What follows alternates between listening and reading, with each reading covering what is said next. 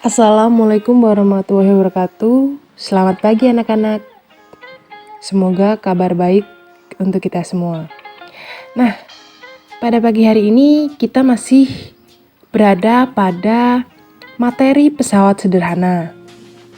Di pertemuan sebelumnya, kita sudah belajar mengenai apa itu usaha, apa itu daya, dan juga sudah mengenal tentang jenis-jenis pesawat sederhana.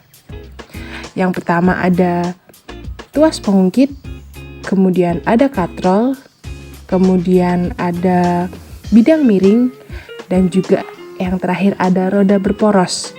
Nah, pada pagi hari ini kita akan melanjutkan pembelajaran mengenai pesawat sederhana jenis pertama, yaitu tuas pengungkit. Baik, mari kita simak video berikut ini.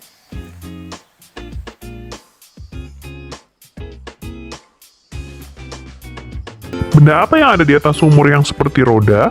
Oh, itu namanya katrol. Benda itu memudahkan mengangkat air dari dalam sumur.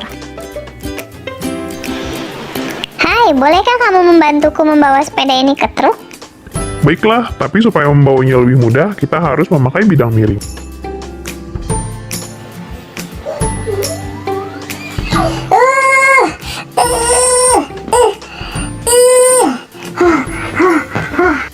Permisi, bolehkah kamu membantuku mengangkat batu ini?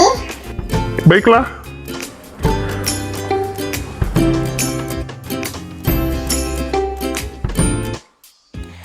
Oke, sudah disimak ya video sebelumnya. Jadi kegiatan-kegiatan itu memudahkan kita dalam melakukan suatu pekerjaan. Nah, coba lihat video ini. Saat kita membuka tutup botol, untuk mempermudah kita biasanya menggunakan pembuka tutup botol. Tahukah kamu, pembuka tutup botol merupakan salah satu contoh pesawat sederhana? Ya, betul sekali, jenis tuas atau pengungkit. Nah, selanjutnya kita akan mengetahui bagian-bagian dari tuas pengungkit. Yang pertama ada titik tumpu, yaitu tempat tumpuan dari pengungkit. Kemudian titik beban, yaitu tempat melekatnya suatu beban. Kemudian yang ketiga ada titik kuasa, ialah titik di mana gaya diberikan. Nah, selanjutnya ada LB. LB itu adalah lengan beban, yaitu jarak antara titik tumpu dan titik beban. Kemudian ada LK, lengan kuasa, yaitu jarak antara titik tumpu dan titik kuasa. Kemudian tuas atau pengungkit itu memiliki 3 jenis. Yang pertama ada tuas jenis pertama, tuas jenis kedua, dan tuas jenis ketiga. Nah, tuas jenis pertama, ciri-cirinya adalah titik tumpu berada di antara titik beban dan titik kuasa, atau di tengah-tengah gitu ya. Nah, contohnya ada gunting, ada tang, dan ada jungkat-jungkit. Selanjutnya pada gunting, dapat dilihat bahwa titik tumpunya berada di tengah antara titik kuasa dan titik beban. Kemudian ada tang, titik tumpunya juga berada di tengah. Selanjutnya ada jungkat-jungkit, dapat dilihat titik tumpunya di tengah-tengah antara kuasa dan beban.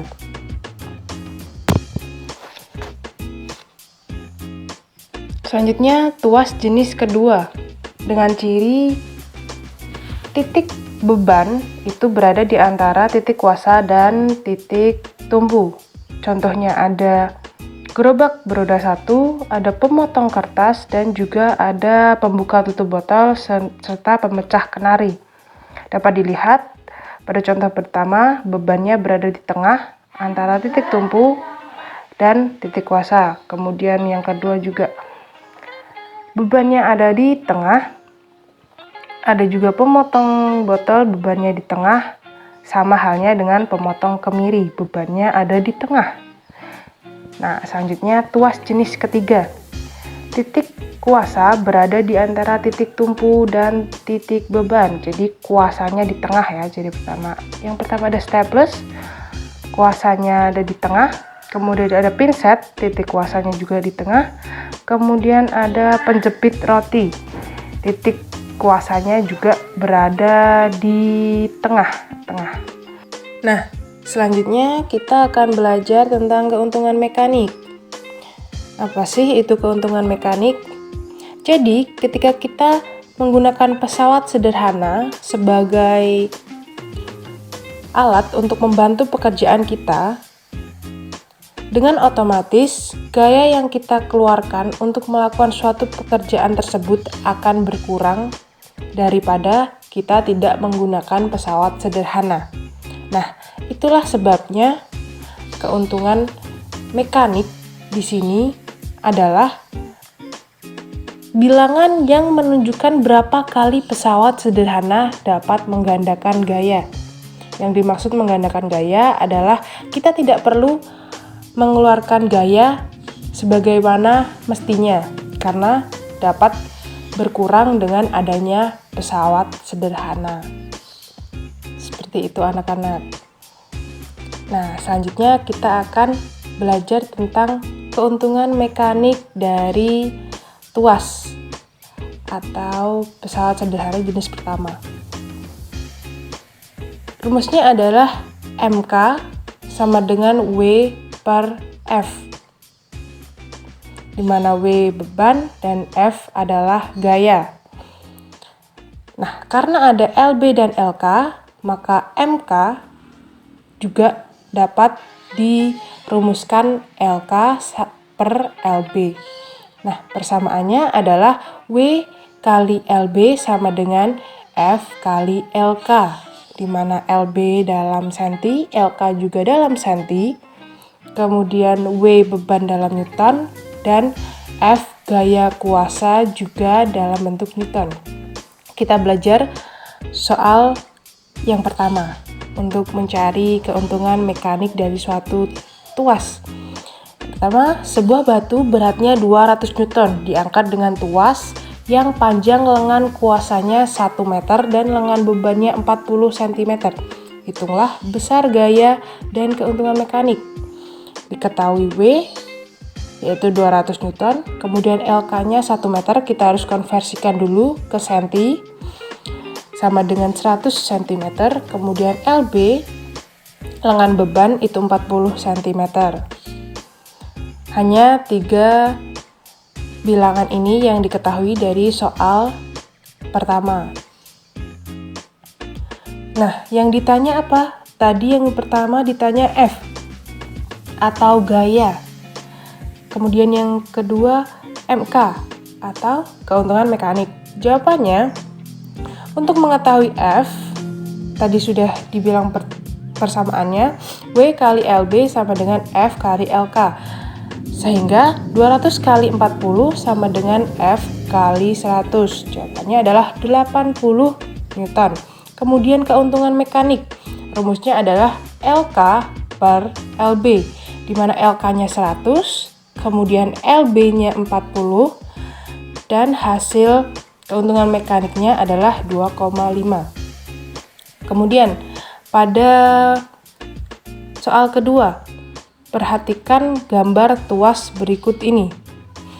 Yang ditanyakan adalah berapa F dan MK-nya. Sama ya, ketik dengan soal pertama.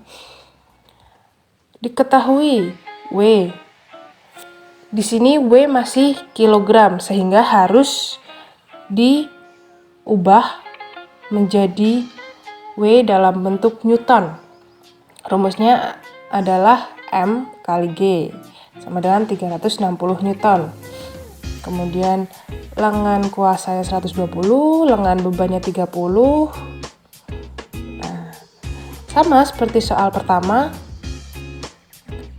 F dicari dengan persamaan W kali LB sama dengan F kali LK, sama dengan 90 Newton.